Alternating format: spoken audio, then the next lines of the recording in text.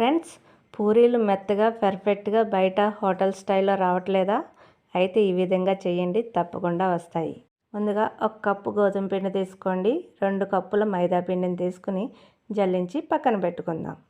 ఇందులో సరిపడా సాల్ట్, అలాగే 2-3 స్పూన్స్ ఆయిల్ వేసి కలిపి అందులో వాటర్ పోసుకుంటూ కొంచెం కొంచెంగా వాటర్ పోసుకుంటూ పర్ఫెక్ట్ ముద్ద వచ్చేంత వరకు కలపండి. ఈ విధంగా కలిపిన చపాతీ పిండిని పైన 1 స్పూన్ ఆయిల్ వేసి హాఫ్ అన్ అవర్ పాటు పక్కన మ్యారినేట్ చేయండి. ఈలోపు కర్రీ ప్రిపేర్ చేసుకుందాం. ఇలా మ్యారినేట్ చేసుకున్న పిండిని హాఫ్ అన్ అవర్ దాటిన తర్వాత చిన్న చిన్న బాల్స్గా చేసుకుని పూరీల మాదిరి ఒత్తుకుని రెడీ చేసుకోవాలి.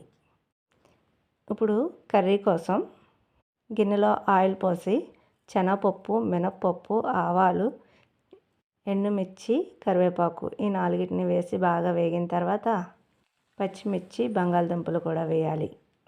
వీటిని 1 మినిట్ మగ్గిన తర్వాత సన్నగా పొడవుగా కట్ చేసుకున్నటువంటి ఆనియన్స్ని కూడా వేయండి.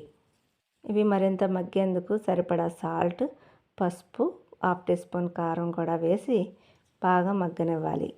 ఆయిల్లో దోరగా మగ్గిన తర్వాత గ్లాస్ ఆఫ్ వాటర్ కూడా పోసుకోవాలి. ఆనియన్స్ ఎంత బాగా మగ్గితే అంత టేస్ట్ వస్తుంది కాబట్టి ముందుగానే ఆయిల్లోనే బాగా మగ్గనివ్వండి. తర్వాత వాటర్ పోయండి. సాల్ట్ మాత్రం ఎక్కువ అవ్వకూడదండి, టేస్ట్ పోతుంది. సరిపడా అంటే కొంచెం తక్కువగానే వేసుకోండి. లాస్ట్లో చెక్ చేసుకుని కావాలంటే మళ్ళీ పోసుకోండి. ఒక గిన్నెలో శనగపిండి తీసుకుని వాటర్ పోసుకుని దాన్ని బాగా ఉండలు లేకుండా కలుపుకోండి. ఇప్పుడు కర్రీ బాగా ఉడికింది. ఇప్పుడు ఈ వాటర్ని అందులో పోసి ఉండలు లేకుండా దగ్గరగా నెమ్మదిగా జారుగా కలుపుకుంటూ ఉండండి. ఈ విధంగా దగ్గర పడింది పూరీ కూర రెడీ అయ్యింది. కర్రీ రెడీ అయిన తర్వాత పాన్లో ఆయిల్ పోసుకొని బాగా వేడెక్కిన తర్వాత మాత్రమే పూరీ వేయండి. మీడియం ఫ్లేమ్లో పెట్టి పూరీ బాగా పొంగేంత వరకు అటు ఇటు తిప్పండి. అంతేనండి, పూరీ రెడీ అయ్యింది. ఇప్పుడు పూరీలో కర్రీ వేసుకుని తింటే చాలా టేస్టీగా ఉంటుంది. చాలా మెత్తగా వచ్చాయి మా పూరీలు. మీరు కూడా ట్రై చేయండి. Thank you for watching. Subscribe.